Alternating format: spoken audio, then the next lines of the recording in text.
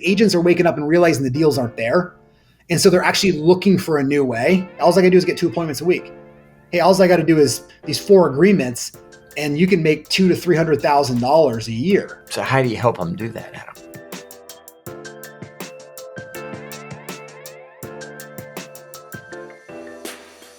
Hey, Adam. How's it going? Good. How about you? You look good. I'm just trying to keep up with you, my friend. All right. In 2 minutes or less, tell me about yourself. Born and raised in Vermont, where we have about 600,000 people in the entire state and about 500, 600 agents in our entire state, which is crazy. I got into real estate in 2006. Right out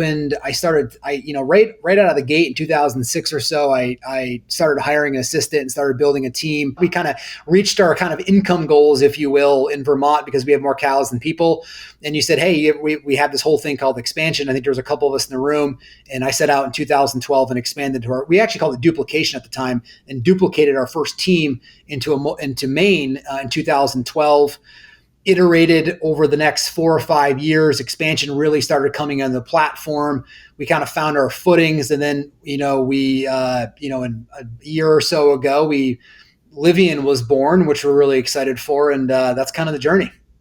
Yeah. So last year, that journey led you to do just under $1 billion in real estate sales as a company, right?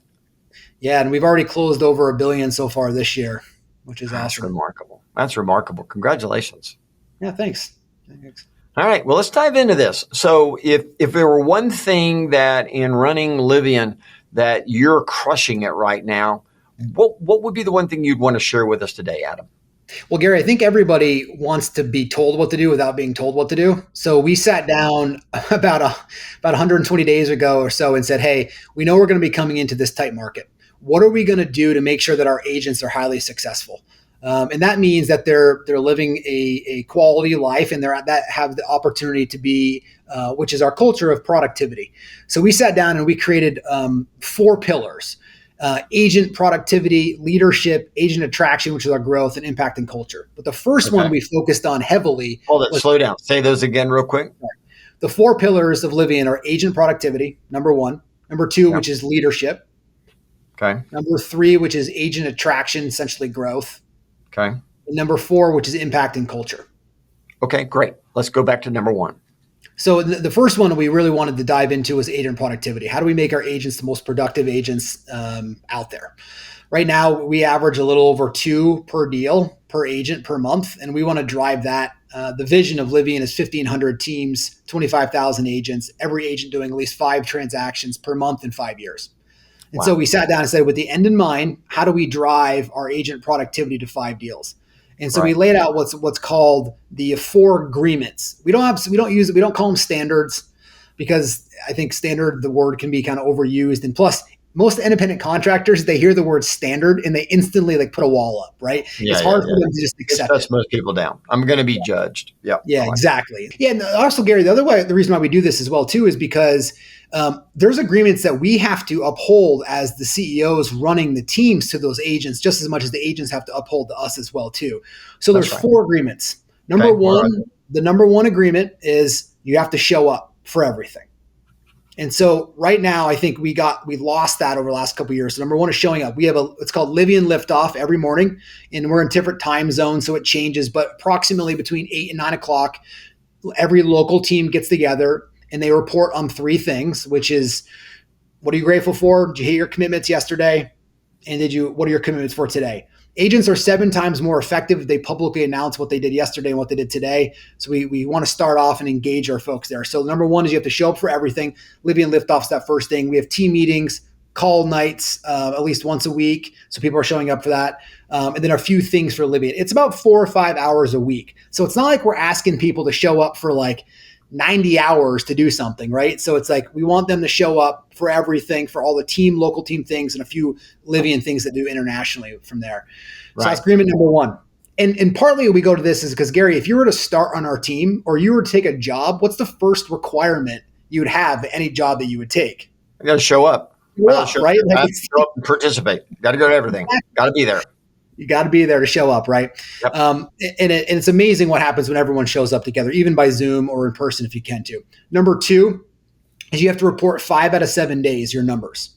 And we use CSU to report this. And there's a couple of reasons why we do. So number one, the 5 out of 7 days is we don't really care which days you report them on. We just want 5 out of 7 days.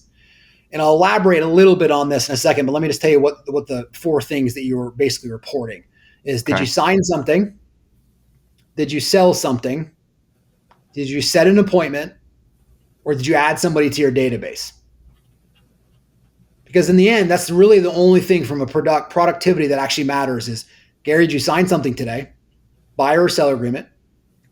Did you set an appointment today for a future ability to sign something?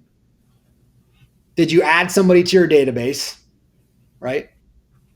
And and obviously, of course, you sell something, a pending or a listing. Yeah. So did I sign something? Did I sell something? Did I set an appointment, or did I add to my database? Exactly. Yeah. Yeah. If you did one of those every day or 2 of those every day, right? I mean, of course, if you sold something every day, okay, done with this conversation, right? Yeah. That's exactly right. Number 3 is, so there's 3 things. So under agreement number 2, you sign something, sell something, set an appointment. How many contacts did you meet in your database? Yeah. Agreement number 3 is what's called do the 2. It's hold 2 appointments per week. That's all we ask. And let me just run through really easy math for people for this. We've taken all the math out of this for everybody. If you hold 2 appointments per week, and there's 52 weeks in a year, and you're going to take 4 weeks off for whatever, 4 weeks off you have off. That's 48 weeks left over. That's 96 appointments you'll have that year. You convert 75% of those appointments, which is right out of MRI, very close to MRI standards. 75% of those, you're going to end up with 65 opportunities, right? Now you've got 65 buyer or seller agreements. You convert 70% of those to a sale, you end up with 50 pendings. And if you convert 90% of your pendings, it's 45 deals per year per agent on average of holding 2 appointments per week. Average sales price at a 50-50 split, it's $326,000 back to the agent. Yeah, I think that's really important. I think the idea of helping people attach an appointment number to an income number is really important. Yeah. So people don't have to get bought up into all these, and we break it down how they can get those, hold those appointments. But ideally, they just wake up and say, did you do your 2? That's the only thing that matters. You sign something, sell something, set an appointment in the end. And then did you hold 2 appointments this week? And so we use a grading system. So if you're an agent, and part of the reporting isn't necessarily all for us, and as you know this, Gary, it's also so that every agent, if every day they're hitting 0, 0, 0, like no appointments, nothing sold, nothing signed, no people, they kind of wake up and either go, I'm out, or hey, I need some help. Like how do I engage more? How do I do this more? So it's it's its own self accountability form as well too. What's number 4? Number 4 is add 5 people to your database a week. And we know that if you have 240 people in your database on a 12-to-2 ratio, it's 40 transactions a year out of having 240 met people in your database. So I had 5 people a week. Yep, 5 people per week. Yeah, and then we service the database. That's not complicated, isn't it? So 5 times 4 is 20, right? 5 times 4 is 20. Times 12. I mean, it's like 220, right? So you're at 220 a year. If you just added that, you're almost at 240. Sorry, 240. And it's basically, if you just did that for 1 year and you service their database, which we do for the agent, you're at 40 transactions using very easy 75% and 70% conversion rates.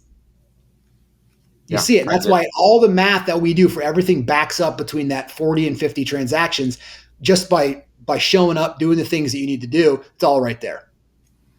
And all of our activities are designed on that productivity per agent. So now the culture of the company is we have, everyone walks around, hey, did you get your 2? Did you sign something today? Did you sell something today? And it's also, to be honest with you, for people listening, it's kind of a little bit of a leadership hack, because if an agent comes to me and says, hey, I need better flyers for this thing, or I need to change my photo or whatever it is. And I'm like, well, did you sign something today? Did you sell something today? Or did you set an appointment today? Absolutely.